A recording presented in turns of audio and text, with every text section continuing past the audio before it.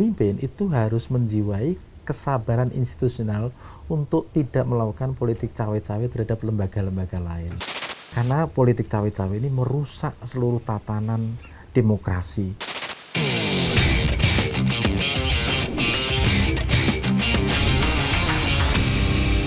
Di tahun 2025 Indonesia ini sepertinya dipenuhi dengan dinamika isu kebangsaan, demokrasi, pendidikan, dan lain-lain sebagainya. Dan di tahun 2026 sepertinya Indonesia ini harus melihat poin-poin penting ya, mulai dari isu kenegaraan, korupsi, diskriminasi, dan bahkan isu lingkungan. MBG. bisa menjadi evaluasi ke depannya. Kan kita harus ada selalu evaluasi. Atau mungkin tidak boleh ada evaluasi. Oh boleh dong, boleh. Kita akan tanya langsung ahlinya. Indonesia. Oh, nggak boleh meriset Indonesia. Itu nanti dilarang. Iya, tapi kita tidak akan komentar karena kita sudah menghadirkan seorang ahli lah ya, yang berpikir dengan matang terkait dengan kebinekaan. Ada siapa nih Mas Baik? Ini dia menyebutnya pakar kebinekaan. Oh, pakar kebinekaan. Saya cek-cek ada nggak orang yang pakai nama? Nggak ada, baru orang ini nih. Baru orang ini nih. Oke. Namanya Profesor Dr. Sukidi. Wah. Tahu nggak lulusan mana? Mana? Harvard. Harvard ngomongnya kita. Berat. Tolong nanti kalau saya diam artinya saya nggak ngerti ya. Jangan-jangan kita nggak paham. Jangan kita nggak paham. Oke, kira-kira mau bahas apa kita hari ini? Kita sudah kehadiran Prof. Sukidi. Terima kasih sudah hampir dibikin terang. Kita akan bikin terang 2026, Prof. Mungkin dengan pikiran-pikiran Anda begitu ya. Amin. Kita nge-es aja, Prof. Apa ngobrol-ngobrol santai. Oh, nge-es. Ya.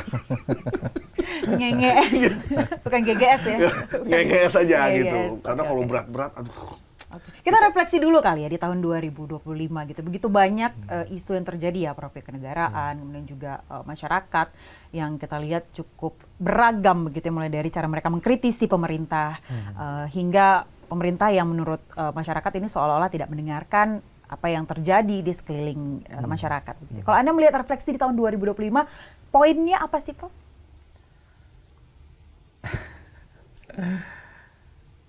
Saya bukan profesor. Saya bangga sebagai seorang anak petani kecil di daerah Sragen. Refleksi tahun 2025 adalah satu fenomena yang disebut oleh Profesor Stephen Lewitsky dari Harvard University sebagai competitive authoritarianism. Jadi fenomena otoritarisme kompetitif itu adalah satu sistem politik di mana formal feature of demokrasinya, jadi arsitektur formal demokrasi tetap dipertahankan, tapi sebenarnya itu sekedar jubah sebagai topeng bagi keberlangsungan otoritarianisme itu sendiri. Jadi misalnya pers sebagai pilar demokrasi tetap dibiarkan terbit, tetap beredar, tapi sebenarnya ekosistemnya, kebebasannya itu sudah dirusak. Maksud Prof ini demokrasi dijadikan alat manipulasi masyarakat gitu ya? Sebagai topeng, sebagai jubah, tapi sebenarnya yang berlangsung itu adalah otoritarianisme. Parlemen tetap ada, tidak dibubarkan. Tetapi parlemen tidak lagi berfungsi sebagai kekuatan penyeimbang yang kritis terhadap pemerintahan eksekutif, tapi sekedar sebagai stempel bagi keberlangsungan otoritarianisme itu. Pemilu tetap terselenggara, tetapi fairness-nya, permainannya sudah dikendalikan melalui mekanisme yang disebut dengan electoral authoritarianism itu, otoritarisme elektoral itu sendiri. Masyarakat sipil tetap ada, tetapi mereka telah ditundukkan melalui instrumen kekuasaan, melalui instrumen uang, melalui instrumen akses pada sumber kekayaan alam, sehingga mereka tumpul untuk bersuara kritis pada kekuasaan. Inilah yang disebut oleh Profesor Stephen Lewitsky dari Harvard, disebut sebagai otoritarisme kompetitif. Itu fenomena yang terjadi di Asia atau ada di luar Asia, misalnya di Amerika, Eropa? Di Amerika era Trump justru itu yang terjadi. Jadi Trump itu merefleksikan satu kepemimpinan otoritarian dan menjungkir balikkan tatanan demokrasi di Amerika yang sudah dibangun hampir 2,5 abad dengan pemilu yang berlangsung cukup panjang, dengan kelas menengah yang relatif mapan, dengan kebebasan yang dimiliki warganya cukup baik, itu bisa dirusak hanya dalam 2 periode.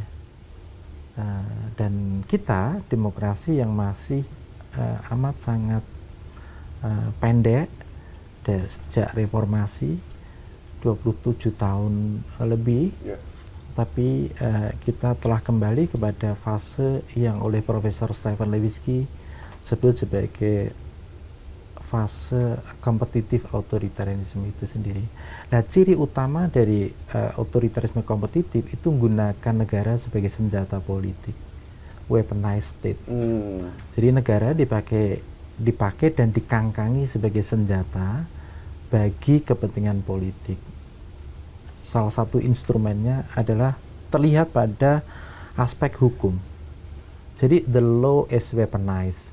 Itu kata Stephen Levitsky dalam The Tyranny of the Minority. Bahkan Thomas Power yang studi di Indonesia juga memberikan satu penegasan bahwa apa yang terjadi dalam konteks penegakan hukum itu adalah yang ia sebut sebagai weaponization of law enforcement. Jadi penegakan hukum yang dipersenjatai oleh kepentingan politik. Sehingga kelihatannya ada kabar baik tentang penegakan hukum, tapi sebenarnya itu dikendalikan oleh kepentingan politik itu sendiri. Ini mengingatkan saya pada seorang diktator Peru yang mengatakan, for my friends everything, for my enemies the law. Jadi pada semua sahabat-sahabat saya, kami perlakukan mereka sebaik mungkin, sementara kepada musuh politik saya, hukum ditegakkan bukan untuk keadilan, tapi untuk mengadili mereka yang berseberangan dengan kekuasaan. Itu tahun berapa tuh diktator Peru ngomong kayak begitu tuh? Itu udah cukup lama era Hitler. Itu udah lama banget. Itu udah era Hitler dan masih berlaku sampai sekarang. Iya. Terus kalau Prof melihat apakah fenomena ini kembali lagi, dan sebenarnya apa sih faktornya fenomena itu kembali lagi, Prof? Di beberapa negara, khususnya di ASEAN misalnya. Saya kira memang demokrasi ngalami satu kemerosotan, satu titik nadir yang membuat orang punya krisis kepercayaan terhadap demokrasi itu sendiri. Dan ini dimanfaatkan oleh apa yang disebut sebagai strongman. Strongman adalah pemimpin yang kuat, otoriter, yang menggunakan gaya Hitler, yaitu dengan manajemen teror yang spektakuler. Hitler itu sebenarnya merefleksikan seorang pemimpin yang naik ke tampuk kekuasaan melalui instrumen demokrasi, tapi justru ketika ia berkuasa membunuh demokrasi. Ia berdiri di balik jendela menyaksikan pembakaran parlemen Jerman dengan nada yang begitu bahagia, karena di tengah situasi masyarakat yang takut, maka disitulah otoritarisme bahkan totalitarisme tumbuh dan berkembang. Karena itu yang kita petik dari Hitler ini adalah aspek politik ketakutan itu memang dicengkramkan ke seluruh penjuru. Prof, yang tadi Prof bilang soal kompetitif otoritarisme itu kalau di Indonesia itu dimulai sejak kapan? Kalau saya sebagai orang yang ngalamin presiden dari Pak Harto sampai Pak Prabowo sekarang, itu justru yang paling terasa, karena waktu Pak Harto saya masih kecil ya, itu di zaman Pak Jokowi. Karena pada zaman Pak Jokowi sih udah jadi wartawan, jadi Oh, jadi lebih kritis jadi ya, lebih, lebih kritis. lebih tahu, Lebih tahu. situasinya. Sebenarnya kalau pas di zaman Pak SBY itu semua lembaga sepertinya bekerja dengan sesuai dengan tupoksinya. Iya. Kalau menurut Prof sendiri? Saya memberikan satu kerangka akademis. Ya. Saya kira pembaca akan amat sangat cerdas untuk mencerna tentang awal dan keberlangsungan otoritarisme yang kompetitif ini. Sebenarnya otoritarisme kompetitif itu dimulainya melalui mekanisme pemilu. Jadi pemilu itu adalah rute elektoral bagi keberlangsungan otoritarisme ketika pemilu dipakai sebagai satu senjata untuk pertama apa yang oleh Profesor Stephen Levitsky sebut sebagai pembunuhan terhadap mutual toleration, toleransi timbal balik. Jadi secara elektoral, prosedural memang pemilu diselenggarakan, tetapi tidak ditumbuhkan satu mekanisme toleransi yang setara, yang timbal balik.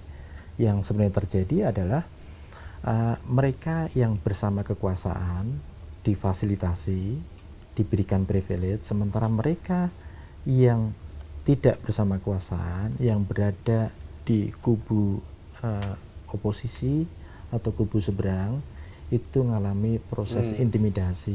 Jadi mutual toleration itu tidak ditegakkan, padahal ini adalah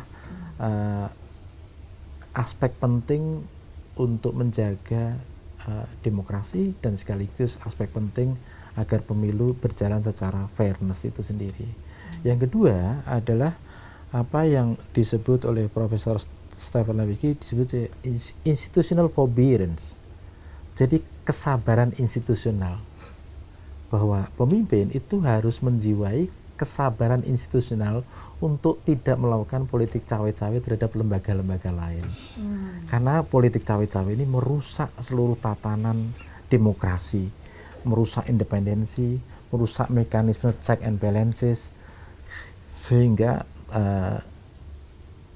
politik cawe-cawe itu tidak sesuai dengan apa yang Profesor Stephen Levitsky sebut sebagai institutional forbearance, kesabaran institusional agar tidak intervensi terhadap lembaga-lembaga lain. Apakah Anda melihat pola itu di kepemimpinannya Pak Prabowo? Ini adalah sebenarnya keberlanjutan dari fase akhir pemerintahan sebelumnya. Ya, dan tampak sekali bahwa pertama hampir semua kelembagaan demokrasi mengalami satu kemacetan. Meskipun ada ya? Ada. Jadi semuanya ada? Secara formal ada. Sebut saja misalnya parlemen. Parlemen ada, bersidang, dan orangnya juga hadir di sana. Tapi kita tidak merasakan parlemen sebagai satu lembaga yang menyuarakan aspirasi dan kepentingan rakyat. Yang sebenarnya lebih nyata di hadapan kita, parlemen tak lebih sebagai alat kekuasaan eksekutif untuk mempercepat proses legalisme otokratik itu sendiri tanpa partisipasi publik yang bermakna, yang produktif. Sehingga parlemen ya akhirnya tidak bisa diharapkan sebagai mekanisme untuk kontrol terhadap pemerintahan eksekutif. Namanya itu udah Dewan Perwakilan Rakyat ya, iya. Harusnya. Nah itu Mbak Anya saya kira benar sekali ya. Nah, Dewan Perwakilan Rakyat, jadi itu yang disebut oleh Profesor Almos sebagai apa yang sebenarnya terjadi pada otoritarisme itu the role of few in the name of many. Jadi pemerintahan segelintir orang yang diatasnamakan banyak orang. Seorang sejarawan otoritarisme namanya Ruth menyebutnya sebagai satu form of personalist rule. Jadi bentuk kepemimpinan personalis. Jadi transformasi negara yang diarsiteki oleh Bung Karno dan Bung Hatta sebagai negara bersandar pada hukum itu justru mengalami satu kemunduran yang luar biasa Karena hukum tidak ditegakkan untuk menegakkan keadilan, tapi justru hukum dipersenjatai oleh dan untuk kepentingan politik. Itu sebabnya kenapa terjadi apa yang disebut sebagai lost trust, kepercayaannya hilang. Bukan hanya dari kita masyarakat sipil, tapi terutama dari investor asing. Kepercayaan hilang yang lost trust ini tercermin pada rendahnya investasi asing ke kita.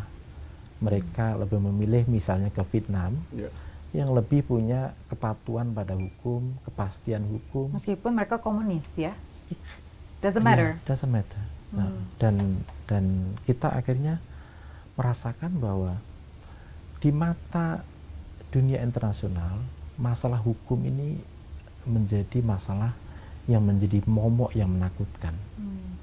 Dan saya tidak melihat bahwa para pemimpin kita itu punya kesadaran bahwa kepatuhan pada hukum itu adalah kunci bagi kemakmuran satu bangsa.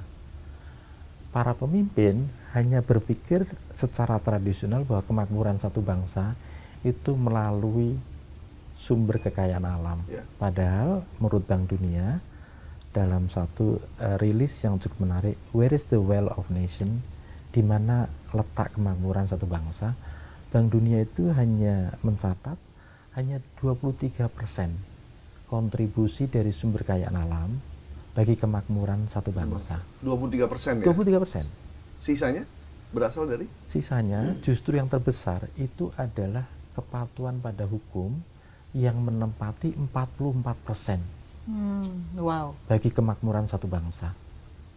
Lah, kemakmuran satu bangsa itu antara lain ditentukan pada kepatuhan pada hukum. Lah, hukum kita bukan untuk dipatuhi, tapi justru dieksploitasi, dimanipulasi untuk kepentingan kekuasaan. Sehingga di sana sini ketika ada orang bermasalah secara hukum, mereka mengalami ketakutan yang luar biasa karena kita tidak punya role game, permainan yang setara, yang adil, yang dimana kita bisa mengikuti aturan itu sebagai satu panduan untuk mencari keadilan. Jadi